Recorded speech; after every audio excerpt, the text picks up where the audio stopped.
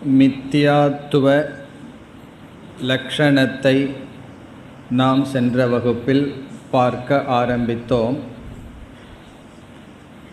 முதலில் நாம் பார்த்த கருத்து, சாஸ்திரமானது 3 படிகளில் நமக்கு ஞானத்தை கொடுக்கின்றது. ஒன்று உத்தேசம், இரண்டாவது லக்ஷணம், மூன்றாவது பரீட்சா என்று பார்த்தோம். இதில் நாம் இங்கு எடுத்துக்கொண்ட விசாரம் மித்யா என்ற ஒரு தத்துவத்தினுடைய விளக்கம். இதில் உத்தேசமாக வந்தது ஜெகத் மித்யா, நாம் அனுபவிக்கப்படுகின்ற இந்த உலகம் மித்யா. அதனுடைய லக்ஷணம் பரீட்சா, இவைகளை பார்த்து வருகின்றோம். இதில் நாம் மித்யாவுக்கு 3 லக்ஷணத்தை பார்த்து பரீட்சை செய்ய உள்ளோம். முதல் லக்ஷணத்தை நாம் பார்த்து அதில் சில விசாரத்தை மேற்கொண்டோம். முதல் லக்ஷணம் என்னவென்றால், சுருக்கமாக கூறினால் அனிர்வாச்சியத்துவம் மித்யாத்துவம். அனிர்வாச்சியத்துவம் என்றால் வாயால் விளக்க முடியாதது. பிறகு அனிர்வாச்சியத்துவத்திற்கு ஒரு அடைமொழி கொடுக்கப்பட்டது, சதசத் அனதிகரணத்துவ ரூப அனிர்வாச்சியத்துவம் என்று. அதாவது சத்துக்கு ஆதாரம் என்றோ அசத்துக்கு ஆதாரம் என்றோ கூற முடியாதது எதுவோ அது மித்யா என்று பார்த்தோம். உதாரணமாக கயிற்றை பார்த்து, இந்த கயிறானது இருப்புக்கு ஆதாரமாக இருக்கின்றது. பிறகு இந்த இடத்தில் இல்லாத ஒரு பொருளை நாம் எடுத்துக்கொண்டு அந்த இல்லாத பானைக்கு இந்த இடம் ஆதாரமாக இருக்கின்றது என்று சொல்ல முடியும். ஆனால் நாம் கயிற்றின் மேல் பார்க்கப்படுகின்ற பாம்பு இருக்கின்றது என்று சொல்ல முடியாது. காரணம், அறிவினால் ஞானம் வந்தவுடன் சென்று விடுவதனால். இல்லை என்றும் சொல்ல முடியாது, அதை நாம் அனுபவிப்பதனால் என்று நாம் லக்ஷணத்தை பார்த்தோம். பிறகு அடுத்த பரீட்சா விஷயத்தில் இந்த லக்ஷணம் 2 இடத்தில் செல்ல வாய்ப்பிருக்கின்றது என்று பார்த்தோம். ஒன்று பிரம்மனிடத்தில், பிரம்மனும் அனிர்வாச்சியத்துவம், ஆகவே பிரம்மன் மித்யாவா என்ற விசாரம் வரும்பொழுது நாம் அதற்கு பதில் பார்க்க ஆரம்பித்தோம். இப்பொழுது அதை நாம் தொடர வேண்டும். லக்ஷணத்தினுடைய லக்ஷணம் என்னவென்றால், ஒரு பொருளுக்கு இருக்கின்ற தனிப்பட்ட அசாதாரணமான தர்மத்தை கூறுவதுதான் லக்ஷணம். அப்படி சத் பிரம்மன் இருக்கின்ற பிரம்மத்திற்கு லக்ஷணத்தை கூற வந்தால், பிரம்மத்திற்கு நம்மால் லக்ஷணத்தை கூற முடிவதில்லை. காரணம், பிரம்மன் நிர்குணமாக இருப்பதனால். பிரம்மனிடம் எந்த குணமும் இல்லாத காரணத்தினால் ஏதாவது ஒரு குணத்தினுடைய துணை கொண்டு அந்த பிரம்மத்தை நம்மால் விளக்க முடிவதில்லை. ஒவ்வொரு பொருளையும் அந்த பொருளுக்கென்று இருக்கின்ற தனிப்பட்ட தர்மத்தை சொல்லி அந்த பொருளை விளக்கலாம். அல்லது அந்த பொருள் எதனாவது உடன் சம்பந்தம் வைத்திருந்தால் அந்த சம்பந்தத்தை சொல்லி விளக்கலாம்.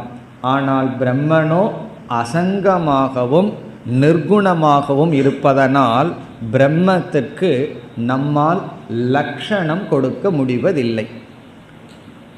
பிரம்மன் இப்படிப்பட்டது என்று லக்ஷணம் சொல்ல முடிவதில்லை. ஆகவே பிரம்மன் எப்படிப்பட்ட அனிர்வச்சனீயம் என்றால், லக்ஷண சூன்யம். லக்ஷணம் பிரம்மத்திற்கு இல்லை, பிரம்மத்திற்கு லக்ஷணம் சொல்ல முடியாது. ஆகவே அது அனிர்வச்சனீயம். மித்யா எப்படிப்பட்ட அனிர்வச்சனீயம்? இருக்கு இல்லை என்று சொல்ல முடியாத ரூபமான அனிர்வச்சனீயம். பிரம்மன் சப்த அகோச்சர ரூப அனிர்வச்சனீயம் அல்லது அவாச்சியத்துவம். சப்த அகோச்சர ரூபமான அனிர்வாச்சியத்துவம் பிரம்மணக. அப்போ பிரம்மத்துக்கு எப்படிப்பட்ட அனிர்வாச்சியத்துவம் கூறுகின்றோம் என்றால், சப்தம் பிரம்மத்தை எட்டாத காரணத்தினால் பிரம்மன் சப்தத்தினால் கூற முடியாததாக இருக்கின்றது என்று நம்முடைய பதில் சொல்கின்றோம். இப்போ பூர்வபக்ஷம் என்ன? அனிர்வாச்சியத்துவம் மித்தியாத்துவம் என்றால் பிரம்மனும் அனிர்வாச்சியம் என்று நீ சொல்லும் பொழுது, நாங்கள் அனிர்வாச்சியத்துவத்திற்கு ஒரு அடைமொழி கொடுத்துள்ளோம், அதை நீ கவனிக்காமல் கூறுகின்றாய். மித்தியா என்பது சதசத் அனதிகரணத்துவ ரூப அனிர்வாச்சியத்துவம், பிரம்மன் சப்த அகோச்சரத்துவ ரூப அனிர்வாச்சியத்துவம் என்று நாம் பதில் கூறுகின்றோம். ஆனால் மித்யாவும் அனிர்வாச்சியம்தான், பிரம்மனும் அனிர்வாச்சியம்தான். பிரம்மனையும் வாயால் விளக்க முடியாது, மித்யா வஸ்துவையும் வாயால் விளக்க முடியாது. அது எப்படிப்பட்ட விளக்க முடியாத தத்துவம், இது எப்படிப்பட்ட விளக்க முடியாத தத்துவம் என்பதில் வேறுபாடு இருக்கின்றது என்பது நம்முடைய பதில். அதாவது சப்தமானது பிரம்மனிடத்தில் செல்லாது, அப்படிப்பட்ட அனிர்வாச்சியத்துவம். இதை கேட்டவுடன் நமக்கு என்ன சந்தேகம் வரும்? சப்தம் பிரம்மத்தை விளக்காது என்றால் வேதாந்தமே எப்படிப்பட்ட பிரமாணம்? வேதாந்தமே சப்த பிரமாணம்தான். பிறகு எதற்கு நாம் சப்தத்தின் துணை கொண்டு பிரம்மத்தை தெரிந்து கொள்ள முயற்சிக்கின்றோம் என்ற கேள்வி வரும்பொழுது, இப்படிப்பட்ட பிரம்மத்தினிடம், சப்தம் செல்லாத பிரம்மத்தினிடம் இந்த மித்யா வஸ்து இருக்கின்றது, அத்தியாசமானது நடந்துள்ளது. ஆகவே இந்த பிரம்மத்தை நேரடியாக விளக்க முடியாவிட்டாலும் ஏற்றி வைக்கப்பட்ட பொருள்களினுடைய துணை கொண்டு நாம் பிரம்மத்தை புரிந்து கொள்ளலாம். அதைத்தான் லக்ஷணையாக பிரம்மத்தை நாம் புரிந்து கொள்கின்றோம். வாச்சியமாக பிரம்மத்தை நாம் புரிந்து கொள்ள முடியாது. அதாவது சப்தம் தன்னுடைய வாச்சியார்த்தத்தில் பிரம்மத்தை விளக்காது, லக்ஷியார்த்தத்தின் மூலமாக பிரம்மனிடம் செல்லும். இதனுடைய பொருள் என்ன? லக்ஷியார்த்தமாக பிரம்மனிடம் செல்லும் என்றால் அது செல்லாது என்றும் சொல்லலாம். பிறகு பிரம்மத்தை புரிந்து கொள்ள துணை புரிகிறது என்றும் சொல்லலாம். சப்தம் பிரம்மத்தினிடம் செல்லாது, ஆனால் பிரம்மத்தினிடம் செல்ல வைக்கும். அது செல்லாது, நாம் பிரம்மத்தை புரிந்து கொள்ள உதவி செய்யும். வாச்சியார்த்தமாக இல்லாமல் லக்ஷ்யார்த்தமாக செயல்படும் என்பது கருத்து. இனி அடுத்த விஷயத்திற்கு வந்தால், பூர்வபக்ஷி கூறுகின்றான், இந்த அனிர்வாச்சியத்துவம் என்பது அசத்திற்கும் செல்கின்றது என்று கூறுகின்றான். அனிர்வாச்சியத்துவம் அல்லது அவாச்சியத்துவம் என்பது மித்யாவுக்கு நாம் கொடுத்த லட்சணம். அது பிரம்மத்திற்கு செல்கிறதே என்றால் நாம் இவ்விதம் பதில் சொன்னோம். இனி அசத்திற்கு செல்கின்றதே என்று அவன் பதில் கூறினால் அதற்கு நம்முடைய பதில். நாம் என்ன கூறுகின்றோம்? எங்கு வாச்சியத்துவ பிரசங்கம் இருக்குமோ, வாச்சியத்துவம் என்றால் விளக்க வேண்டிய சூழ்நிலை, விளக்க முடிகின்ற இடம், வாச்சியத்துவ பிரசங்கம் இருக்குமோ அங்குதான் நம்ம விசாரம் பண்ணலாம். அந்த இடம் வாச்சியமா அவாச்சியமா என்று விசாரம் செய்யலாம். அவாச்சியம் என்றால் அது வாயால விளக்க முடியுமா விளக்க முடியாதா என்ற விசாரத்தை அங்கு செல்லலாம்.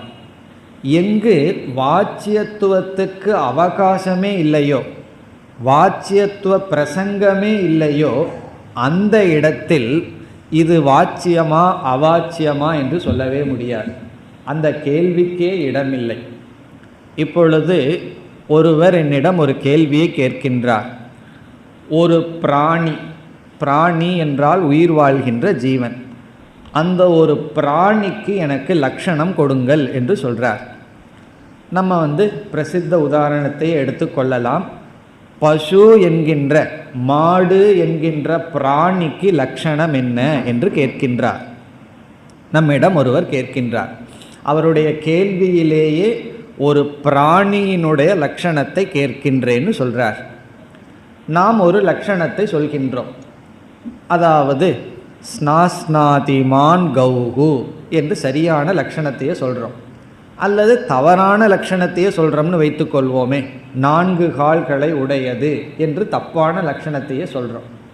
எந்த லட்சணத்தை சொன்னாலும் இந்த லட்சணம் பிராணிகளுக்குள்ளதான் போகிறதுக்கு வாய்ப்பு இருக்கே தவிர கல், மண், மலை இந்த மாதிரி இடத்துக்கு இந்த லட்சணம் செல்வதற்கே வாய்ப்பில்லை. காரணம் என்ன? இங்கே விசாரமே ஒரு பிராணியை பற்றி. பிராணி என்று சொன்னவுடன் அச்சேதன வஸ்துவுக்கு இந்த லட்சணம் போகும்ங்கிற பிரசக்தியே இல்லை. ஆகவே அச்சேதனத்துக்கு போகாமல் நான் லட்சணம் கொடுக்கணுங்கிற அவசியமே கிடையாது. காரணம் என்ன? பிராணி என்ற சொல்லே ஜட வஸ்துவுக்கு செல்லாது. அங்கு பிரசக்தியே கிடையாது, வாய்ப்பே இல்லை. அதுபோல நம்ம சொல்கிறோம், எது இருக்கோ அல்லது எது தெரிகின்றதோ அங்குதான் வாச்சியத்துவ பிரசங்கக. இருக்குங்கிறதுனா சத்து இடத்துல தான், இருக்கிற வஸ்து இடத்துல தான் அதை விளக்க வேண்டிய சூழ்நிலை ஏற்படுகிறது. அப்போ சத்தின் இடத்துல தான் வாச்சியத்துவ பிரசங்கம். இரண்டாவது பிரதீதி. பிரதீதினா எது தெரிந்து கொண்டிருக்கின்றதோ, எதை நீ அனுபவிக்கின்றாயோ அங்குதான் வாச்சியத்துவ பிரசங்கமே வருகிறது. அதை விளக்கணுங்கிற தேவை வருகிறது. பிரசங்கம் என்றால் இந்த இடத்துல தேவை, ஒரு நெசசிட்டி. இப்போ நெசசிட்டி எந்த இடத்துல வருதுன்னா 2 இடத்துல தான் வர முடியும். ஒன்று இருக்கணும், அதை விளக்க வேண்டிய தேவை வரலாம், அல்லது ஒன்று இல்லாமல் இருந்தாலும் கூட அது தெரிஞ்சு கொண்டு இருந்ததுன்னா, அது தோன்றிக் கொண்டிருந்தால் அதை நாம் வாயால் விளக்க வாய்ப்பு இருக்கின்றது. ஒன்று இல்லை, தோன்றவும் இல்லைன்னா வாச்சியத்துவ பிரசங்கமே கிடையாது. அப்படி அதை சொல்ல வேண்டிய நிபந்தனையே இல்லாத சூழ்நிலையில் சொல்ல முடியாதுங்கிற லட்சணம் அங்கு போவதற்கு வாய்ப்பே இல்லை. அப்போ நம்ம என்ன சொல்கிறோம்? அசத்துக்கு இந்த லட்சணம் போகுமா என்றால் இந்த அசத்துக்கு போகிறதுக்கு வாய்ப்பே இல்லைன்னு சொல்கிறோம். காரணம் என்ன? வாச்சியத்துவங்கிற பிரசங்கம் வந்தால் தான் அவாச்சியத்துவம் என்கின்ற சூழ்நிலையும் வரும். அசத்துக்கு அந்த சான்ஸே கிடையாது, என்ன இல்லையே. இப்போ எதை பற்றி நம்ம பேசிகிட்டு இருப்போம்? நம்ம நல்ல விஷயமாகட்டும், காசிப்பாகட்டும், எதை பற்றி பேசுவோம்? இருக்கிறத பற்றி பேசுவோம், இல்லை இருக்கிற மாதிரி தெரியறத பற்றி பேசிகிட்டு இருக்கோம். இல்லாததை பற்றி பேசுகிறதுக்கு சந்தர்ப்பமே இருக்கா என்றால் கிடையாது. இல்லாதது போல இருக்கிறத பற்றி பேசுவோம், அல்லது அதைத்தான் தெரிகிறதுன்னு சொல்கிறது.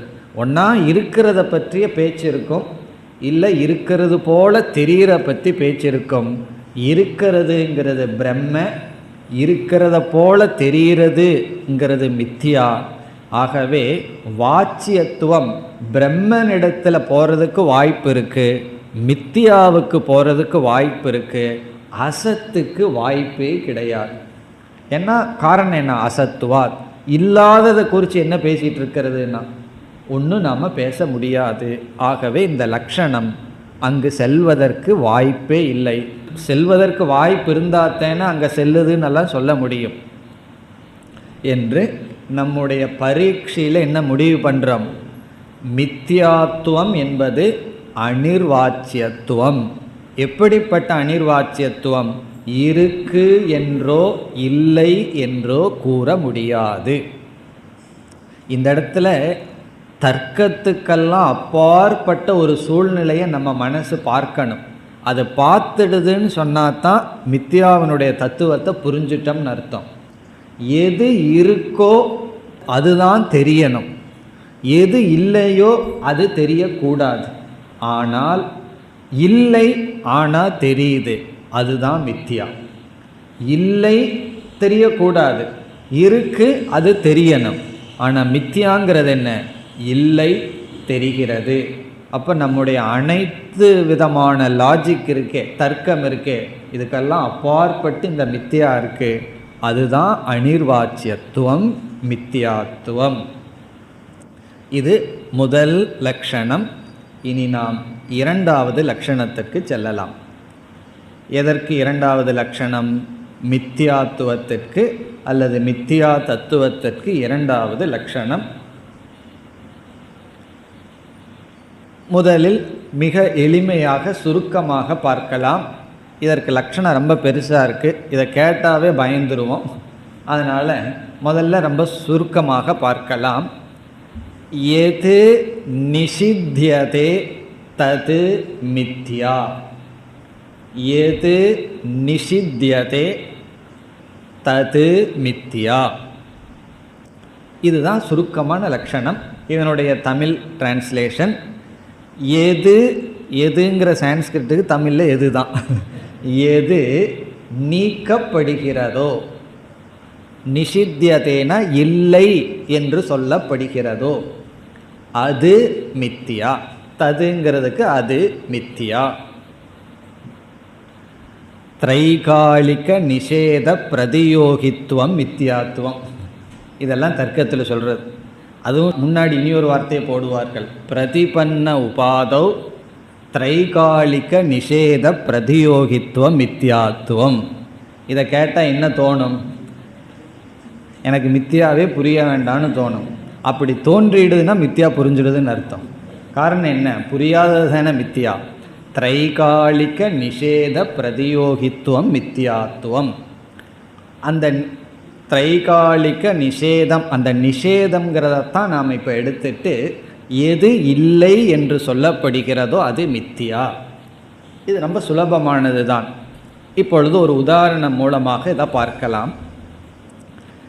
நம்ம வீட்டுக்கு ஒருவர் வர்றார். நம்ம வீட்டு டேபிளில் பிளாஸ்டிக்கிலான சில ஃப்ரூட்ஸ் எல்லாம் வச்சுருக்கோம். அந்த ஃப்ரூட்ஸ் இருக்கே, அது ஒரிஜினல் ஃப்ரூட்ஸை விட அழகாக இருக்கும். அப்படியே ஃபேடாகாமல் அழுகி போகாமல் அழகாக இருக்கும். இப்போ அவர் அது ஃப்ரூட்ஸ்ன்னு நினச்சிட்டு குழந்தைகளுக்கு கொடுக்கறதுக்கோ அல்லது சாப்பிட்றதுக்கோ எடுக்க போகிறார். ஆனால் அது பிளாஸ்டிக்கினால் ஃப்ரூட்ஸை போல் இருக்கின்ற ஒரு பொருள், பழத்தை போல் அது இருக்குது. இப்போ அவர் எந்த ஆட்டிடியூடில் அதுக்கிட்ட போகிறார் என்றால் அதை எடுத்து சாப்பிடலாம், அதை எடுக்கலாம், அது பழம்ங்கிற புத்தியில் அவர் அந்த இடத்துக்கு போகிறார். அப்போ நம்ம என்ன சொல்கிறோம்? பதில் சொல்கிறோம், அது பழம் அல்ல, அது பழம் அல்ல. உபனிஷத் பண்ணுறதையே பண்ணியிருக்கோம், நேதி அப்படின்னு சொல்லிட்டோம். அது பழம் அல்ல. இப்போது இல்லை, இந்த அது பழம் அல்லன்னு சொல்கிறோமே, இதைத்தான் நிஷேதம் அப்படின்னு சொல்லப்படுது. நிஷேதம் என்றால் ஒன்றை சுட்டி காட்டி அது அல்ல அப்படின்னு சொல்கிறது. ஒரு பொருளை காமிச்சு அது அல்ல அப்படின்னு சொல்கிறதுக்கு பேர் நிஷேதம், இல்லை அப்படின்னு சொல்கிறது. இப்போ எந்த இடத்துல நிஷேதத்தினுடைய தேவை ஏற்படுகிறதுன்னு பார்ப்போம். நிஷேதஸ்ய பிரசக்திகி கா. எந்த இடத்துல நிஷேதம் பண்ண வேண்டிய சூழ்நிலை வந்திருக்குன்னு இப்பொழுது பார்ப்போம். இப்போ பழத்தை போல தெரிஞ்சு கொண்டு இருக்கு, அந்த இடத்துல நம்ம அது பழம் அல்ல அப்படின்னு ஒரு அறிவை நம்ம அவருக்கு கொடுக்கின்றோம். உண்மையாலுமே பழம் இருந்ததுன்னு வச்சுக்கோமே, ரியல் ஃப்ரூட்ஸ் அங்கே இருக்கு, அவர் அதை எடுக்க போகிறார். நம்ம அது பழம் அல்லன்னு சொல்லுவோமா? சொல்லக்கூடாது. காரணம் என்ன? அது பொய். அது ஆகவே உண்மையான வஸ்துவிடம், சத்தியமான ஒரு பொருளிடம் அதை இல்லைன்னு சொல்லக்கூடாது. அப்போ சத்து இருக்கிறத நம்ம இல்லைன்னு எப்படி சொல்ல முடியும்? சொல்லவும் கூடாது தான். இப்போ உண்மையான பழத்திடம் இல்லை, அது பழம் அல்ல என்ற வார்த்தையை அங்கு பழம் இருந்தால் நாம் பிரயோகம் செய்யக்கூடாது. சரி, அவர் ரேடியோவையோ டேப் ரெக்கார்டரையோ எடுக்க போகிறார். நம்ம அது பழம் அல்லன்னு சொல்லுவோமா? அவர் ரேடியோவையோ டேப் ரெக்கார்டரையோ எடுக்க போகும்போது பலம்ங்கிற புத்தியோடு அவர் எடுக்க போகலை, அது பலம்னு அவர் நினைக்கவே இல்லை. ஆகவே எப்போ இல்லைன்னு சொல்ல வேண்டிய அவசியம் இல்லை, எப்போ இல்லைன்னு சொல்ல முடியாது, அது இருந்தால் இல்லைன்னு சொல்ல முடியாது. அவருடைய மனதில் பலம்ங்கிற எண்ணமே இல்லை, அப்பவும் சொல்ல வேண்டிய அவசியம் இல்லை. அவர் டேப் ரெக்கார்டரையோ சேரையோ எடுக்க போகிறார், அப்போ அது பலம் அல்ல அப்படின்னு சொன்னோம்னா அவர் நம்ம என்ன நினச்சிக்குவார்? நம்ம சாதாரண ஆள் அல்ல, நார்மலாக இல்லைன்னு நினச்சிக்குவார். காரணம் என்ன? அந்த இடத்துல அவசியமே இல்லை. பிறகு எதை நம்ம இல்லைன்னு சொல்லுவோம் என்றால், மீண்டும் மித்யாவினுடைய லட்சணம் வருது. எது இல்லையோ, இருக்கிற மாதிரி தெரியுதோ, அதைத்தான் நம்ம இல்லைன்னு சொல்ல வேண்டியதே வரும். அப்போ இல்லைன்னு எந்த இடத்துல நம்மளால் சொல்ல முடியும்? எது இல்லையோ ஆனால் இருக்கிற மாதிரி தெரியுதோ, அதைத்தான் நம்ம இல்லை என்று சொல்ல வேண்டிய தேவை வரும், சொல்லுவோம். நீங்கள் எப்பெல்லாம் இல்லை அதுவல்ல அப்படின்னு சொல்கிறீர்களோ அப்பெல்லாம் மித்யாவுக்கு ஒரு பெரிய லட்சணத்தை பயன்படுத்துகிறீர்கள். மித்யாவினுடைய ஒரு லட்சணத்தை தான் நம்ம பயன்படுத்திகிட்டு இருக்கோம். இதுலேயும் ஒரு முக்கியத்துவம் இருக்குது. எந்த இடத்துல நம்ம இல்லைன்னு சொல்லுவோம், எந்த இடத்துல இருக்கிற மாதிரி நினைக்கிறோமோ அதே இடத்துல தான் இல்லைன்னு சொல்லணும். இப்போ இல்லைன்னு சொல்கிறது பலம் இல்லை, அந்த வார்த்தை ரைட்டு. அவர் டேப் ரெக்கார்டரை எடுக்க போகிறார், ஃப்ரிட்ஜில் பழம் இல்லைன்னு சொல்கிறோம், நம்ம தப்பாக நினச்சிக்க மாட்டார், கரெக்டு தான், அதுக்குள்ளே இல்லாமல் இருக்கணும். ஃப்ரிட்ஜில் பழம் இல்லை, அவர் ஏதோ எடுக்க போகிறார், நான் ஃப்ரிட்ஜில் பழம் இல்லைன்னு சொல்கிறேன். அவர் ஒரு இடத்த பார்க்கிறார், நான் வேறொரு இடத்துல இல்லைன்னு நிஷேதம் பண்ணுறேன், அது மித்யாவாகாது.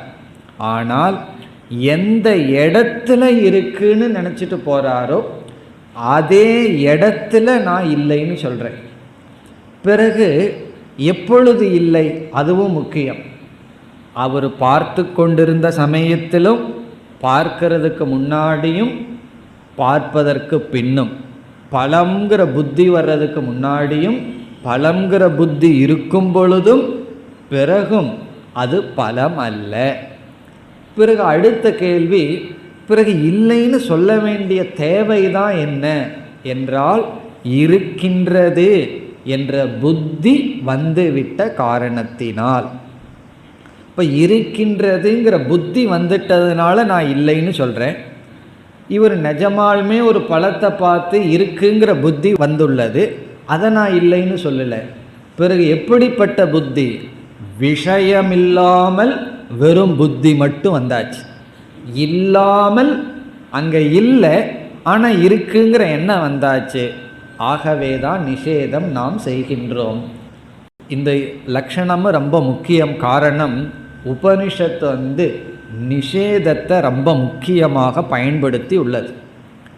உபனிஷத்து பிரம்மத்துக்கு லட்சணம் சொல்லும் பொழுது நேதி நேதி என்று இந்த பிரபஞ்சத்தை உபனிஷத்தானது நிஷேதம் பண்ணியுள்ளது. நேக நானாஸ்தி கிஞ்சன, இங்கு ஒன்றும் கிடையாது, இருமை இல்லை என்று உபனிஷத் நிஷேதம் பண்ணியுள்ளது.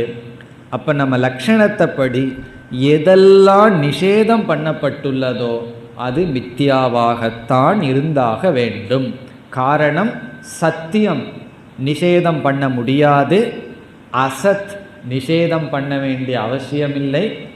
எது இல்லை என்று சொல்லப்படுகிறதோ அது இருப்பது போல் தெரிகிறது, அது மித்தியா. அப்போ மித்தியாவினுடைய லட்சணம் என்ன? எது நிஷித்தியதே தது மித்தியா. எது இல்லை என்று சொல்லப்படுகிறதோ அது மித்தியா. ஏன்? இருக்கிறத இல்லைன்னு சொல்ல முடியாது, இல்லாததை இல்லைன்னு சொல்ல வேண்டிய அவசியம் இல்லை.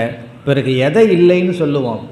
இல்லை, இருப்பது போல் தெரிகிறது, அதை தான் நாம் இல்லை என்று சொல்வோம். ஆகவே இங்கே என்ன ஞாபகம் வச்சுக்கணும்? சத் ந நிஷித்தியதே, இருப்பதை இல்லைன்னு சொல்ல முடியாது. அசத், அசத்தை நிஷேதம் பண்ண வேண்டிய அவசியம் இல்லை. அவகாசமே இல்லை. இல்லாததை இல்லைன்னு நான் சொல்லிகிட்டு இருப்போம், சொல்லவும் முடியாது, சொல்லவும் மாட்டோம். பிறகு இல்லை என்று நம்ம ஒன்று சொல்கிறோம் அப்படின்னா காரணம் என்ன? அது இல்லை. இல்லைன்னா ஏன் இல்லைன்னு சொல்கிறீர்கள்? இருக்கிறது போல தெரிகிறது. மித்யாவுக்கு லட்சணம் என்ன? எது இல்லையோ இருக்கிற மாதிரி தெரியுதோ அது மித்தியா. அதனால தான் இந்த லட்சணத்தை புரிஞ்சு கொள்ளாதனால தான் துவைதிகளெல்லாம் என்ன சொல்கிறார்கள்? நீ ஜெகத்தை மித்தியான்னு சொல்கிற, நான் அனுபவிச்சிட்ருக்கிறேனேன்னா.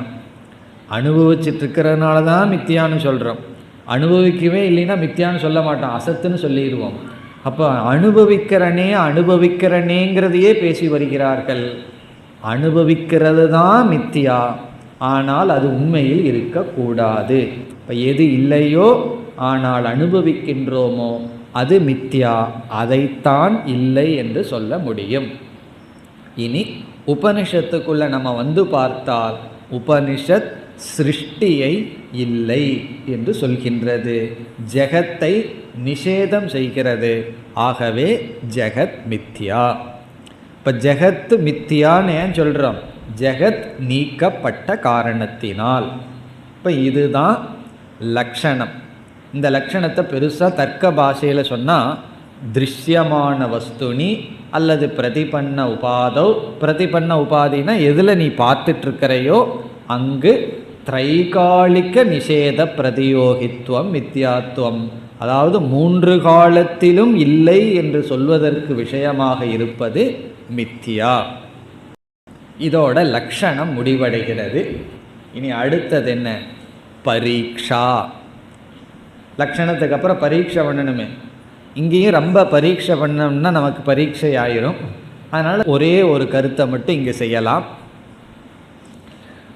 அதாவது இங்கே கேள்வி என்னவென்றால், பூர்வபக்ஷி நம்மை பார்த்து கேட்குறான், நீ ஜெகத் இல்லை என்று ஒரு வார்த்தையை சொல்கிறாய், அதாவது எது நிஷித்தியதே தது மித்தியா. இந்த இல்லைன்னு நீ சொல்கிறையே, நம்மை பார்த்து அவன் கேட்குறான், இல்லை என்று நீ சொல்கிறையே அது சத்தியமா மித்தியாவா? இல்லைன்னு சொல்கிறது உண்மையா பொய்யா? இப்போ நம்மகிட்ட ஒருவர் கேட்குறார், உங்கள்கிட்ட பணம் இருக்கா? நான் சொல்கிறேன் இல்லைன்னு சொல்கிறேன்.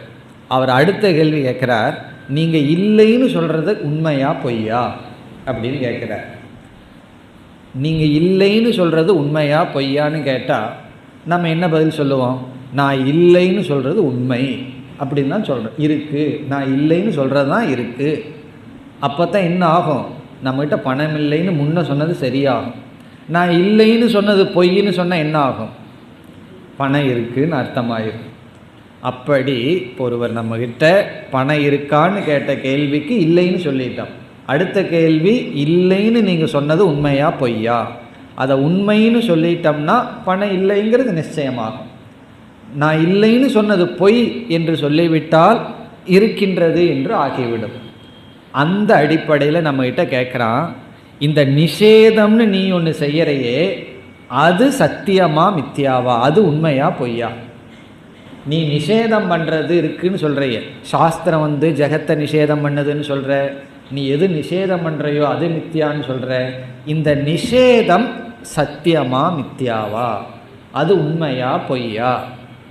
நம்ம என்ன சொன்னாலும் இப்போ மாட்டிக்க போகிறோம். எப்படி தெரியுமோ? நான் நிஷேதம் பண்ணுறது உண்மை, முதல்ல பொய்ன்னு சொல்லுவோமே, நான் நிஷேதம் பண்ணுறதும் பொய் தான் அப்படின்னு சொன்னால் அப்போ ஜெகத் சத்தியமாயிரும். ஜெகத்து மித்தியாங்கிறது பொய்ன்னு சொன்னால் அது சத்தியமாயிருமே. இந்த நிஷேதம் பொய் என்று சொன்னால், நான் இப்போ நிஷேதம் பண்ணுறது பொய் அப்படின்னா நிஷேதம் பண்ணலை. இப்போ எது நிஷேதம் பண்ணலையோ அது சத்தியம் தானே. உபனிஷத் ஜெகத் இல்லைன்னு சொல்கிறது பொய்யா உண்மையா? பொய் என்று சொன்னால் அப்போ ஜெகத் இல்லைன்னு சொல்கிறது பொய் தானே. அப்போ ஜெகத் இருக்குது தானே, நிஷேதம் பண்ணலையே, ஜெகத் இருக்கின்றது என்று ஆகிவிடும். இப்போ நிஷேதம் அசத்தியம் சேத் ஜெகத் சத்தியம். அதுக்காக நாம் என்ன சொல்லி ஆகணும்? இந்த நிஷேதம்ங்கிறது இல்லைன்னு சொல்லிட்டா ஜெகத் சத்தியமாயிரும். ஆகவே நிஷேதம்ங்கிறது சத்தியம், அப்படித்தான் சொல்லி ஆக வேண்டும். அப்போ பூர்வபக்ஷி சொல்கிறான், பிரம்மன் ஒரு சத்தியம் இருக்குது, நீ பண்ணுற நிஷேதம்னு இனியொரு சத்தியம் இருக்கே, அப்போ எங்கே அத்வைதம்? ரெண்டு சத்தியம் இருக்குது. நீ பிரம்மத்தை சத்தியம் சத்தியம்னு சொல்லிகிட்டு இருக்க, பிறகு இந்த ஜெகத் இல்லைங்கிற வார்த்தையை சத்தியம்னு சொல்கிற, அதுவும் உண்மைன்னு சொல்கிற. அப்போ ரெண்டு உண்மை இருக்கே, அப்போ துவைதம் வந்து விடுதேன்னு சொல்கிறான். புரிஞ்சுதோ? புரிஞ்ச மாதிரி இருக்கோ? அதாவது இல்லைன்னு சொல்கிறது உண்மையா பொய்யா? உண்மை என்று சொன்னால் இல்லைன்னு சொல்கிறது ஒரு உண்மை, பிரம்மன் ஒரு உண்மை. ஜெகத் இல்லைன்னு சொல்கிறது ஒரு சத்தியம், பிறகு பிரம்மன் ஒரு சத்தியம், ரெண்டு சத்தியம் ஆயிரும். ஜெகத் இல்லைன்னு சொல்கிறது பொய் என்றால் பிறகு ஜெகத் இல்லைன்னு சொல்கிறது பொய்னா ஜெகத் இருக்குன்னு ஆயிரும். அப்போ ஜெகத்துன்னு ஒன்று இருக்குது, பிரம்மன் ஒன்று இருக்குது. ஒன்றா ஜெகத் சத்தியம் பிரம்ம சத்தியம், இல்லை ஜெகத் சத்தியம் ஜெகத் இல்லைன்னு நீ சொல்கிற ஒரு ஸ்டேட்மெண்ட் அதுவும் சத்தியம். ரெண்டு சத்தியம் எனக்கு கிடைச்சாச்சு, போதும், துவைதம் வந்தாச்சுன்னு சொல்கின்றான். இதற்கு என்ன பதில் என்றால், ரெண்டு கோணத்திலையும் இந்த மித்யாத்துவ லட்சணத்தை விளக்குகின்ற ஆசிரியர் வந்து பதில் சொல்லி அந்த தோஷம் வராதுன்னு நிலைநாட்டுறார். நிஷேதம் சத்தியம்னு சொன்னாலும்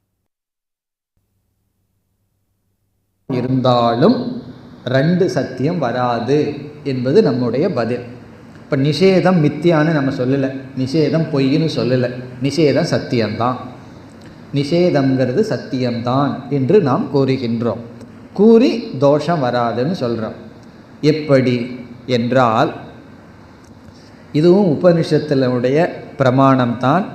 இப்போ உபனிஷத்து வந்து பிரம்மத்துக்கு லட்சணத்தை சொல்ல விரும்புகின்றது, பிரம்மத்தை காட்ட விரும்புகிறது. பிரம்மங்கிறது ஒரே ஒரு தத்துவம்தான் இருக்குன்னு காட்ட விரும்புகிறது. அப்பொழுது பிரம்மத்துக்கு கொடுக்கிற லட்சணம் என்னவென்றால் நேதி. நேதி என்பது இந்த இடத்துல கவனமாக நம்ம பார்க்கணும். நேதிங்கிறது ஜெகத் இல்லைன்னு சொல்கிறதுக்காக உபனிஷத் அங்கே பேசலை. நேதி இஸ் ஈக்குவல் டு பிரம்ம லட்சணம். நான் பிரம்ம இருக்கான்னு கேட்டால் உபனிஷத் வந்து ஜெகத் இல்லை அப்படின்னு சொல்லுது. ஆகவே அந்த இடத்துல ஒரு நியாயம் என்னவென்றால், நிஷேதம் இஸ் ஈக்குவல் டு அதிகரண ரூபம். இதுதான் இங்கே நம்ம பயன்படுத்துகிற ஒரு தர்க்கம். நிஷேதக இஸ் ஈக்குவல் டு அதிகரண ரூபம். டெக்னிக்கலாக இருக்குது, உதாரணம் சொன்னால் நமக்கு புரிந்துவிடும். அதாவது ஒருவர் வந்து கயிற்றை பார்த்து பாம்புன்னு சொல்லிகிட்டு இருக்கார். நமக்கு சரியான ஞானம் வந்தாச்சு, அது கயிறு தான்னு சொல்லி. இப்போ நம்ம அவரை பார்த்து சொல்கிறோம், இது வந்து பாம்பு அல்ல, இது பாம்பு அல்ல என்ற வார்த்தையினுடைய அர்த்தம் நம்ம என்ன சொல்கிறோம்? கயிறு. இது பாம்பு அல்ல இஸ் ஈக்குவல் டு ரஜ்ஜுகு அப்படின்னு நம்ம பொருள் சொல்கிறோம். பாம்பு அல்லங்கிற ஸ்டேட்மெண்ட்னுடைய அர்த்தமே அது அல்லங்கிறதுல தாத்பரியம் இல்லை, அதற்கு அதிஷ்டானமாக இருக்கிறதுல தான் தாத்பரியம், அதில் தான் நம்முடைய கவனம் என்று சொல்லி, நிஷேதம் என்பது தாத்பரியம் இல்லை என்று சொல்வதனுடைய தாத்பரியம் இருக்கின்ற அதிஷ்டானத்தை விளக்குவது என்பது. ஆகவே ஜெகத் ந இஸ் ஈக்குவல் டு பிரம்ம அஸ்தி. ஆகவே நிஷேதம்ங்கிறது தனியாக இல்லை, நிஷேதம் அதிகரண ரூபம். நிஷேதம்ங்கிறது அதனுடைய அதிகரணத்தில் சென்று ஒடுங்குகின்றது. இப்போ ரெண்டு தத்துவம் இல்லை, பிரம்மன்னு எங்கேயோ, நிஷேதம்ங்கிறது எங்கேயோ அல்ல. நிஷேதம் என்பது ஆதாரத்தை குறிக்கின்ற சொல். எப்படி கயிறு என்ற சொல் கயிறை குறிக்குதோ, அப்படியே பாம்பு அல்ல என்ற சொல்லும் கயிறைத்தான் குறிக்கின்றது. கயிறை தவிர வேறு எதையும் அது குறிக்க முடியாது என்று பெரிய விசாரம் பண்ணி நிலைநாட்டப்படுகிறது. அதனுடைய சாரத்தை மட்டும் நம்ம இங்கே பார்க்கிறோம். அதாவது கயிறு என்ற சொல் எப்படி கயிறை குறிக்குதோ, அதே போல பாம்பு அல்ல என்ற சொல் கயிறைத்தான் குறிக்கின்றது. வேறு எதையும் குறிக்க முடியாதுன்னு விசாரம் பண்ணி நிலைநாட்டப்படுகிறது. நம்ம அந்த நிலைநாட்டப்பட்ட கருத்தை மட்டும் எடுத்துக்கொள்வோம். ஆகவே நிஷேதக அதிகரண ரூபம். நிஷேதம் என்பது அதிகரணத்தை குறிப்பதனால் 2 சத்தியம் வருவதில்லை. இப்போ முதல்ல என்ன சொல்லிடுறோம்? நிஷேதம்ங்கிறது பொய் அல்ல, சத்தியம்தான். பிறகு 2 சத்தியம் வருதுன்னா நிஷேதம்ங்கிறது ஆதாரத்தை குறிப்பது. இதுதான் பரீட்சை. இப்போ இதோடு 2வது லட்சணமும் முடிவடைகின்றது. இப்போ முதல் லட்சணம் என்ன? அனிர்வாச்சியத்துவம். 2வது லட்சணம் எது நிஷித்தியதே தது மித்யா, எது நீக்கப்படுகிறதோ அது மித்யா. இனி 3வது லட்சணத்திற்கு செல்லலாம். 3வது லட்சணம் ஞான நிவர்த்தியத்துவம் மித்யாத்துவம். ஞான நிவர்த்தியத்துவம் மித்யாத்துவம். ஞான நிவர்த்தியத்துவம், இந்த இடத்துல நிவர்த்தியத்துவம் என்றால் சென்று விடுகிறது, மறைந்து விடுகிறது, நம்மை விட்டு போய்விடும். எதனால்? ஞான நிவர்த்தியத்துவம். ஞானத்தினால் எது சென்று விடுகிறதோ அது மித்யா. ஞானத்தினால், அறிவினால் எது சென்று விடுமோ அது மித்யா. அதாவது அறிவினால எது போகுமோ அது மித்யா. நிவர்த்தியத்துவம்னா நம்மை விட்டு போகிறது. அறிவினால ஒன்று போச்சுன்னா அது மித்யா. இப்போ நம்ம ட்ரெஸ்ஸில் அழுக்கு படிஞ்சிருக்கு. அந்த அழுக்கு எதனால் போகும்? அறிவினால் போகுமா? இவ்வளவு தூரம் அழுக்கு இருக்குங்கிற அறிவினால் போகாது. இந்த அழுக்க போகிறதுக்கு என்னென்ன பண்ணணுங்கிற அறிவினாலும் போகாது. பிறகு அது போகணும்னா என்ன? கர்ம நிவர்த்தியத்துவம், செயலுனால தான் அந்த அழுக்கை நீக்க முடியும். அறிவினால் ஒரு பிரயோஜனம் கிடையாது. அதே போல் பசிக்குது. அந்த பசி எப்படி நீங்கும்? ஞானத்தினால பசி நீங்குமான்னா, ஞானமெல்லாம் இருந்தால் கொஞ்சம் பசி எக்ஸ்ட்ரா வருமே தவிர நீங்காது. உபனிஷத் கிளாஸ் முடிஞ்ச உடனே போனால் ரொம்ப சிந்திரிச்சிருந்தோம்னா கொஞ்சம் பசி எக்ஸ்ட்ரா வருமே தவிர அறிவினால் பசி போகாது. அதுவும் கர்மத்தினால தான் நீங்கும். அப்படி கர்மத்தினால எது நீங்குதோ அது சத்தியம். அறிவினால் எது போகுமோ அது மித்தியா. அறிவினால் நீக்கப்படுவது, அறிவினால் எது சென்று விடுமோ அது மித்யா. இது நம்முடைய 3வது லட்சணம். உண்மையில் நம்ம மித்யாவுக்கு இங்கே 3 லட்சணம் பார்த்தோம். அத்வைத சித்திங்கிற நூலில் 5 லட்சணம் கொடுக்கப்பட்டுள்ளது. 5 லட்சணம் மித்யாத்துவம்னு சொல்லி அதில் எல்லா லட்சணத்தையும் முடித்து கடைசியில் இந்த லட்சணத்துக்கு பிறகு எல்லா லட்சணத்தையும் விசாரம் பண்ணி பார்த்தால் கடைசியாக மித்யாத்துவத்துக்கு இருக்கிறது ஒரே ஒரு லட்சணம்தான். நம்ம பல லட்சணம் சொல்லலாம், ஆனால் கடைசியாக ஒரே ஒரு லட்சணம். அந்த லட்சணம்தான் இது ஞான நிவர்த்தியத்துவம். மற்ற லட்சணத்தையே கொஞ்சம் விசாரம் பண்ணி பார்த்துட்டு வந்தோம்னா, சில கேள்விகள் போட்டு வந்தோம்னா கடைசியில் இந்த லட்சணத்துக்கு நிற்போம். ஆகவே நம்ம எவ்வளவு லட்சணம் 1000 லட்சணம் மித்யாத்துவத்துக்கு கொடுத்தாலும் கடைசி கேள்வி இந்த இடத்துல தான் பதில் சொல்லப்படுகிறது. ஆகவே மித்யாவுக்கு ஒரே லட்சணம் தான். இல்லாத மித்யாவுக்கு 5 லட்சணம் ஏது, 3 லட்சணம் ஏது, இருக்கிறது ஒன்று தான். அதுதான் ஞான நிவர்த்தியத்துவம். இப்போ இதையும் நாம் மீண்டும் லட்சணத்தை கொஞ்சம் பார்த்துட்டு பிறகு பரீட்சைக்கு போவோம். இதற்கு உதாரணம் என்ன? அதே ரஜ்ஜு சர்ப்பந்தான். இப்போ நம்ம கண்ணுக்கு முன்னாடி பாம்பு தெரிஞ்சிட்ருக்கு. இந்த பாம்பினுடைய நிவிருத்தி எதனால் வருதுன்னு பார்க்கணும். பாம்பு எதனால் போகும், மறையும்னு பார்த்தோம்னா அதை தடியினாலேயோ அல்லது பாம்பாட்டி கொண்டு வந்தோ எதனாலையும் அந்த பாம்பு போகாது. ஒரே ஒன்றுனால தான் பாம்பு போகும், அறிவுனால தான் போகும். அதிஷ்டான ஞானத்தினால தான் பாம்பானது நீங்கும். பாம்புன்னு என்ன பாம்பை பற்றி பேசிகிட்டு இருக்கோம்? கயிற்றில் நம்ம தப்பாக பார்த்துட்ருக்கிற பாம்பை பற்றி பேசிகிட்டு இருக்கோம். ஆகவே எது அறிவு வந்தவுடன் சென்று விடுகிறதோ அது மித்தியா. அப்போ இந்த உலகம் மித்தியான்னு நமக்கு ஏன் தெரிய மாட்டேங்குதுன்னா அறிவு வரலின்னு அர்த்தம். அறிவு வந்ததுக்கப்புறம் தானே போகும். இப்போ உலகம் போகலை அப்படின்னு சொன்னால் இன்னும் நமக்கு அந்த மித்தியாங்கிற ஞானம் வரவில்லை.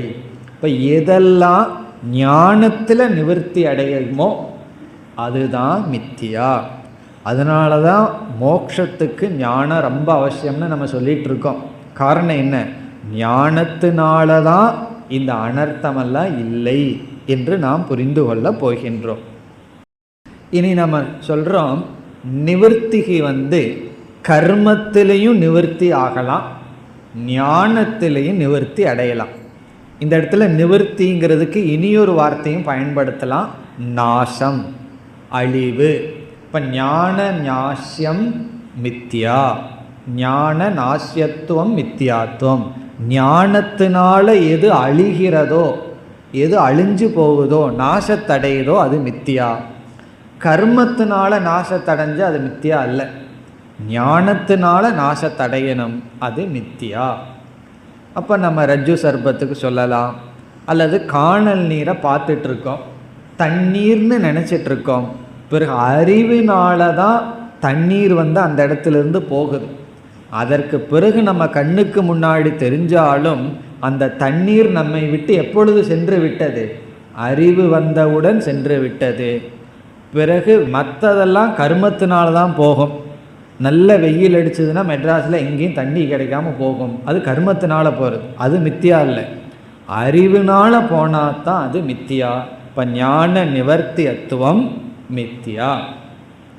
இதிலிருந்து என்ன தெரிகிறதுன்னு சொன்னால், கர்மத்திலிருந்து தோன்றியது கர்மத்தினால தான் நீங்கும், செயலிருந்து தோன்றுனா அது செயலில் தான் நீங்கும். நம்ம ஒரு ட்ரெஸ்ஸை புதுசாக வாஷ் பண்ணி பீரோக்குள்ளே வச்சுருக்கோம், அது அழுக்குப்படியாமல் அப்படியே இருக்கும். பிறகு என்ன செய்கிறோம்? அதை எடுத்து நம்ம யூஸ் பண்ண உடனே செயல் கர்மம், உடனே கர்மத்தினால் என்ன வருது? டஸ்டெல்லாம் வருது. பிறகு என்ன செய்யணும்? வாஷிங் அப்படிங்கிற இனியொரு கர்மத்தினால தான் அந்த அழுக்கை நம்ம நீக்க முடியும். இப்படி கர்மத்தில் தோன்றியது கர்மத்தில் நீங்கும், ஞானத்தில் நீங்குதும் சொன்னால் அது எதில் தோன்றி இருக்கணும்? அஜ்ஞானத்தில் தோன்றி இருக்கணும். ஆகவே அஜ்ஞான ஜன்யந்தான் ஞானத்தில் நீங்க முடியுமே தவிர கர்மஜன்யம் ஞானத்தில் நீங்காது. அஜ்ஞானத்தில் ஏதாவது தோன்றி இருந்தால்தான் அது ஞானத்தில் நீங்கும். இப்போ நம்ம என்ன சொல்கிறோம்? இந்த பிரபஞ்சமே அனைத்தும் அஜ்ஞான ஜன்யம், அறியாமையினால் தோன்றியதுன்னு சொல்கிறோம். இப்போ அறியாமையினால் தோன்றிய காரணத்தினால் என்னாகணும்? ஞானத்தினால தான் இது நீங்க முடியும். இப்போ எதெல்லாம் அறிவினால் நீங்குதோ அதெல்லாம் அஜ்ஞானத்தில் தோன்றியிருக்கு. அஜ்ஞானத்தில் தோன்றியது தான் அறிவினால் நீங்கும்.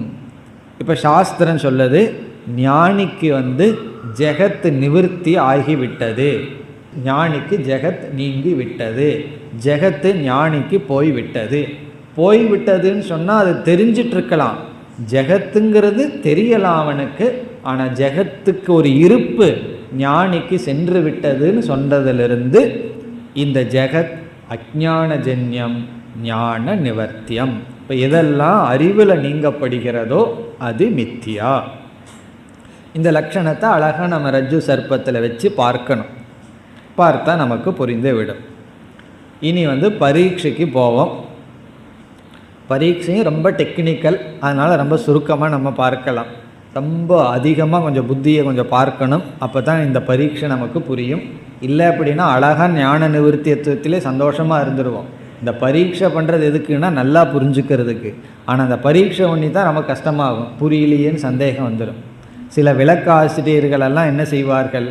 சங்கராச்சாரியார் அழகாக எழுதிட்டு போயிருப்பார், அதுக்கு விளக்கம் கொடுக்க வர்றேன்னு சொல்லி தர்க்க பாஷையெல்லாம் போட்டு என்ன செய்து விடுவார்கள்? கஷ்டப்படுத்தி விடுவார்கள். அப்படி சில சமயங்களில் ஆயிரும் இந்த பரீட்சை பண்ணோம்னா. ஆகவே ரொம்ப சுருக்கமாக பார்க்கலாம். நம்ம என்ன லட்சணம் சொன்னோம்? ஞானத்தினால எது நீங்குதோ அது மித்தியா அப்படின்னு சொன்னோம். பூர்வபக்ஷி சொல்கிறான், நான் கர்மத்தினாலையும் ஒன்றை நீக்கிறேன், அதுவும் மித்தியாவாக இருக்கே. மித்தியாவாக இருக்கிற ஒன்றை நான் கர்மத்தினாலேயும் நீக்க முடியும் அப்படின்னு சொல்கிறான். நம்ம என்ன சொல்கிறோம்? ஞானத்தினால தான் மித்தியா வஸ்துவை நீக்க முடியும்னு சொல்கிறோம். ஞானத்தினால நீங்கிறது தான் மித்தியா. அவன் சொல்கிறான், நான் மித்தியாவை கர்மத்தினாலேயும் நீக்குவேன். பிறகு உன்னுடைய லட்சணம் எப்படி அப்படின்னு சொல்கிறான். அவ்வியாப்தின்னு இதெல்லாம் சொல்கிறார். அவன் என்ன சொல்கிறான்? உன்னை பொறுத்த வரைக்கும் பானை சத்தியமா மித்தியாவான்னு கேட்குறான். நம்ம என்ன சொல்கிறோம்? பானை மித்தியான்னு சொல்கிறோம். நீ மித்தியாங்கிறது ஞானத்தினால தான் நீங்கும்னு சொல்கிற, பானையை மித்தியான்னு நீ சொல்கிறன்னு நம்மக்கிட்ட வார்த்தையை வாங்கிக்கிறான். சில பேர் அப்படித்தான், முதல்ல நம்மகிட்ட வார்த்தையை வாங்கிக்குவார்கள், அதுக்கப்புறம் அடுத்த பாயிண்ட்டு சொல்லுவார்கள். அப்படி நம்மக்கிட்ட 2 வார்த்தையை வாங்கிக்கிறான். பானை சத்தியமா மித்தியாவா? ஒவ்வொரு கிளாஸ்லேயும் பானை மித்தியான்னு சொல்லிகிட்டு இருக்கு, அதனால் நீ என்கிட்ட மித்தியான்னு சொல்லுவேன். மித்தியாவுக்கு நீ என்ன லட்சணம் சொல்கிற? ஞானத்தினால நீங்கிறதா மித்தியா. உடனே அவன் சொல்கிறான், ஒரு கம்பு எடுத்துகிட்டு நான் ஓங்கி ஒரு அடி பானையை அடித்தேன்னா பானை அழிஞ்சிருது. அப்போ கர்மத்தினாலையும் நான் நாசம் பண்ணுறேன்னு. ஞானத்தினால போனாதான் மித்தியான்னு நீ சொன்னீன்னா, பானையை நான் அடித்தல்ங்கிற கர்மத்தினாலையும் நீக்கிட்டனே, ஆகவே ஞானத்தினால தான் நீங்கும்னு நீ எப்படி சொல்ல முடியும்? இது அவனுடைய கேள்வி. என்ன பண்ணுறான்? ஒரு கம்பை எடுத்துகிட்டு நம்ம கண்ணு முன்னாடியே பானையை அடித்து பானையை உடைச்சி இப்போ என்ன சொல்கிறான்? பானை போயிடுது. ஞானத்தினால தான் போகிறது மித்தியான்னு சொன்னால் கர்மத்தினாலேயும் போயிருக்குன்னு சொல்கிறான். பிறகு இனியொரு கருத்துன்னு சொல்கிறான், 2 கருத்து சொல்கிறான். அடுத்தது என்ன சொல்கிறான்? நம்ம மனசில் ஃபஸ்ட் ஒரு எண்ணம் வருது, அடுத்த ஞானம் வருது, அடுத்த ஞானம்னு இப்படி ஞானங்கள் வந்துகிட்டே இருக்குது. இப்போ முதல்ல நான் புஸ்தகத்தை பார்க்குறேன், புஸ்தக ஞானம். அடுத்தது நான் வாட்சை பார்க்குறேன், 2வது ஞானம். 3வது நான் எதை பார்க்குறேன்? மைக்கை பார்க்குறேன். இப்போ பூர்வபக்ஷி என்ன சொல்கிறான்? ஃபஸ்ட்டு நான் புஸ்தகத்தை பார்க்குறேன், 2வது வாட்சை பார்க்குறேன் இல்லையா, அந்த ஞானம் புஸ்தக ஞானத்தை அழிச்சிடுது. பிறகு 3வது நான் மைக்கை பார்க்குறேன் இல்லையா, அந்த ஞானம் வாட்சினுடைய ஞானத்தை அழிச்சிருதே. அப்படி ஒரு ஞானம் இனியொரு ஞானத்தை அழிக்கின்றது. பிறகு நம்ம விவகாரத்தில் பார்த்தோம்னா புஸ்தக ஞானம் சத்தியம், வாட்ச் ஞானம் சத்தியம், பிறகு மைக் ஞானம் சத்தியம். இப்போ ஞானம் சத்தியத்தையும் கூட நீக்கி விடுகிறதே. புஸ்தக ஞானம் சத்தியம்தான் விவகாரத்தில். 2வது ஞானம் உத்தர ஞானம் பூர்வ ஞானத்தை நாசம் பண்ணுது. இந்த 2 ஞானமும் சத்தியமாக இருக்குது. அப்போ பூர்வபக்ஷி என்ன சொல்கிறான்? ஞானத்தினால நாசம் அடைகிறது மித்தியான்னு சொன்னால் கர்மத்தினாலையும் மித்தியா நாசம் அடையுது, ஞானத்தினால சத்தியமும் நாசம் அடைகிறதே. இப்படி நம்ம இடத்துல 2 பூர்வபக்ஷி. அதுக்கு நம்ம இப்போ பதில் சொல்ல போகிறோம். இது ரொம்ப மேக்சிமம் ஹையஸ்ட் லெவல்லேருந்து நம்ம பதில் சொல்ல போகிறோம். இந்த பதிலை கேட்ட உடனே உங்களுக்கே கொஞ்சம் பயம் வந்துடும். என்ன ஆகிடுது இன்றைக்கி வேதாந்த கிளாஸுன்னு சொல்லி. பதில் என்னன்னு சொன்னால், இந்த இடத்துல நம்ம பதில் சொல்கிறோம் பானை சத்தியம். யார் சொன்னால் பானை மித்தியான்னு சொல்லி? பானை சத்தியம் அப்படின்னு சொல்கிறோம். இவ்வளவு நாள் என்ன சொல்லிட்டு இருந்தீங்க? பானையை மித்தியா மித்தியான்னு சொல்லிட்டு, நீ அடுத்த கிளாஸில் பானை மித்தியான்னு சொன்னால் நான் அந்த கம்பு எடுத்துகிட்டு வந்துடுவேன். காரணம் என்ன? இன்றைக்கி பானையை சத்தியம்னு சொல்லிவிட்டீர்களே என்றால் நம்ம என்ன சொல்கிறோம்? நாசக துவிதம். நாசம் 2 விதத்தில் இருக்குன்னு சொல்கிறோம். 2 விதமான நாசம். ஒரு நாசம் காரிய நாசம். அந்த காரியம் நாசமடையுது, ஆனால் காரண ரூபேன வர்த்தது, அவ்யக்த ரூபேன வர்த்தது. அவ்யக்த ரூபமாக காரணத்தில் லயமடைஞ்ச நாசம் ஒரு விதமான நாசம். இப்போ களிமண் இருக்குது, அதிலிருந்து 50 பானையை பண்ணி வச்சுருக்கோம். இந்த 50 பானையை போட்டு உடைச்சிட்டோம், மீண்டும் களிமண்ணாக மாற்றிட்டோம். நம்மெல்லாம் சத்காரியவாதிகள், இருக்கிறது தான் வரும்னு சொல்கிற ஆளுகள் நம்மெல்லாம். நம்ம என்ன சொல்கிறோம்? பானைகளெல்லாம் முழுமையான நாசத்தடையில் அதனுடைய காரணமான களிமண்ணுக்குள் வெளித்தோற்றத்திற்கு வராத நிலையில் காரண ரூபமாக இருக்கின்றதுன்னு சொல்கிறோம். பானைகள் காரண ரூபமாக இருக்கின்றது. பானைக்கு முழுமையான நாசம் வரல. ஒன்று முழுமையாக நாசத்தை அடைஞ்சிட்டு அது வரவே கூடாது. மீண்டும் களிமண்ணிலிருந்து பானை வர்றதுனால நம்ம என்ன சொல்கிறோம், பானைகளெல்லாம் களிமண்ணுக்குள் காரண ரூபமாக இருக்கின்றது. அது ஒரு விதமான நாசம். இப்போ முதல் விதமான நாசத்துக்கு காரணாத்மனா அவஸ்தானம் அப்படின்னு சொல்லப்படுது. காரணாத்மனா அவஸ்தானம்னா காரண ரூபமாக இருக்கின்றது, அது காரியமாக இல்லை, அதனால நாசம்னு சொல்கிறோம். இப்போ காரண ரூபமாக இருப்பது ஒரு விதமான நாசம். இனியொரு நாசம் என்ன, காரண காரிய உபயமாகவும் இல்லாத நாசம்.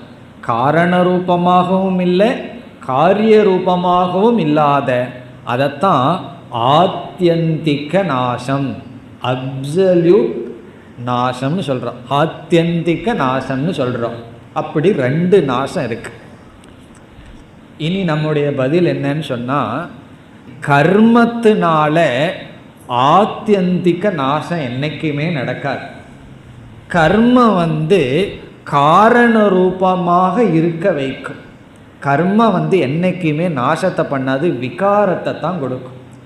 விகாரம்ங்கிறது என்ன, காரியம் போய் காரண ரூபமாக ஆக்கும். அதான் கர்மத்தினுடைய செயல். நம்ம என்ன சொல்கிறோம், ஞானம் ஒன்று தான் ஆத்யந்திக நாசத்தை கொடுக்கும். ஞானம் முழுமையாகவே ஒன்றை நீக்கிவிடும். கர்மம் முழுமையாக எதையும் அழிக்காது, நாசத்தை கொடுக்காது. மேட்டர் எனர்ஜியாக மாறும், எனர்ஜி மேட்டராக மாறும், இப்படி மாறிட்டே இருக்கும் கர்மத்தினால. ஞானத்தினால மட்டும்தான் அப்சல்யூட் முழுமையாக நீக்கப்படுகின்றது, கர்மத்தினால நீக்கப்பட முடியாது.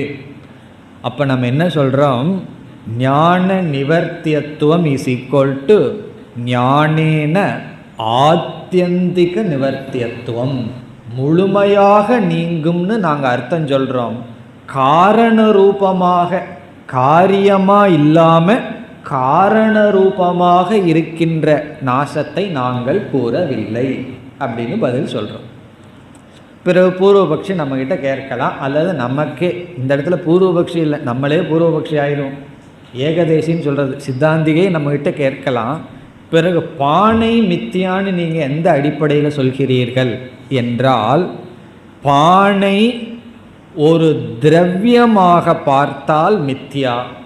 பானையை ஒரு வஸ்துவாக பார்க்கும்போது அது வஸ்துவல்ல, மித்தியான்னு சொல்கிறோம். பிறகு பானை ஒரு நாம ரூபமாக பார்த்தா அது ஒரு வஸ்துவுக்குள் அடங்கி இருக்கின்றது.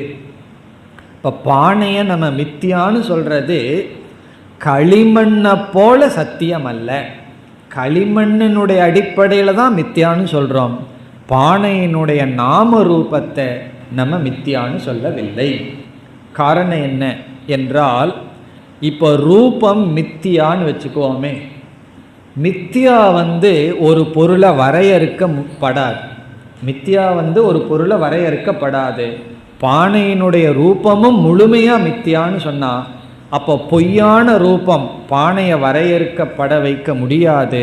ஆனால் ரூபத்தினால பானை வரையறுக்கப்படுவதனால் என்ன ஆகின்றது, அந்த ரூபம் களிமண்ணை போல சத்தியமல்ல, ஆனால் ஒரு அஜெக்டிவை போல இருக்கின்றது.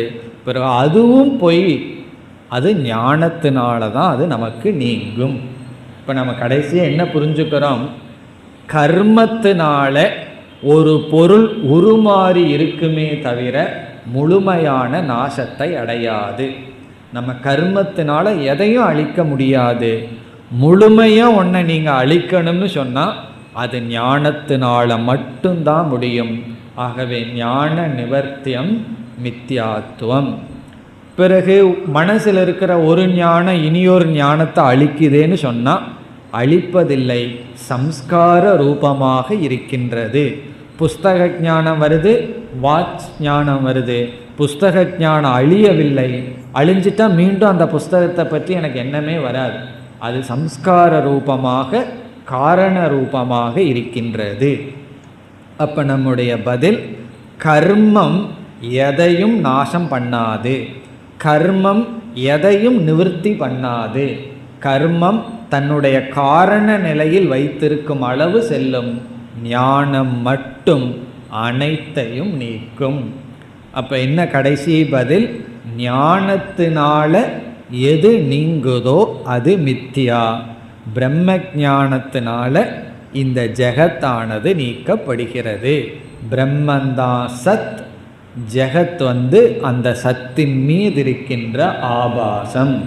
பிரம்மந்தான் சைத்தன்யம், அதன் மீது இந்த ஜெகத் இருப்பதாக தெரிந்து கொண்டு இருக்கின்றது. ஆகவே ஜெகன் மித்யா, பிரம்ம சத்தியம். இப்போ நம்ம மித்தியாத்துவ லட்சணத்தை எப்படி முடிக்கின்றோம்? எவ்வளவு லட்சணம் பார்த்தாலும் கடைசி லட்சணம் என்னவென்றால், அறிவினால எது நீங்குதோ அது மித்தியா, செயலினால எதுவும் நீங்குவதில்லை. தலைவலி நம்ம நீக்கிறோம் கர்மத்தினால, அதனால தான் மீண்டும் வருது. ஞானத்தினால நீக்கி இருந்தோம்னா வரவே வராது. ஆனால் ஞானத்தினால தலைவலியை நீக்க முடியாது, ஞானத்தினால தலையவே நீக்கிடுவோம் நம்ம. எப்படி? இது என்னுடையது அல்ல, இது சத்தியம் அல்லன்னு சொல்லி. அப்படி ஞானத்தினால நீங்கிறது மித்தியா, அல்லது எதை இல்லைன்னு சொல்கிறோமோ அது மித்தியா, எது இருக்கு இல்லைன்னு சொல்ல முடியாதோ அது மித்தியா. அதான் இந்த 3 ஞாபகம் வச்சுட்டா இந்த 2 வகுப்பினுடைய சாரம் முடிவடைகிறது. எது இருக்கு இல்லைன்னு சொல்ல முடியாதோ அது மித்தியா, எதை இல்லைன்னு சொல்கிறோமோ அது மித்தியா, எது அறிவினால் நீங்குமோ அது மித்தியா என்று கடைசியில் பார்த்தா அறிவினால தான் நாசமடையும் இந்த பிரபஞ்சம், துவைதம் ஞானத்தில் நாசமடைவதனால் மித்தியா என்று நம்முடைய பொதுவான முகவுரையை இதோடு முடித்து கொள்ளலாம். அடுத்த வகுப்பில் இந்த உபனிஷத்திற்குள் செல்லலாம். ஓம் பூர்ணமத பூர்ணமிதம் பூர்ணாத் பூர்ணமுதச்யதே பூர்ணஸ்ய பூர்ணமாதாய பூர்ணமேவாவசிஷ்யதே. ஓம் சாந்தி சாந்தி சாந்தி.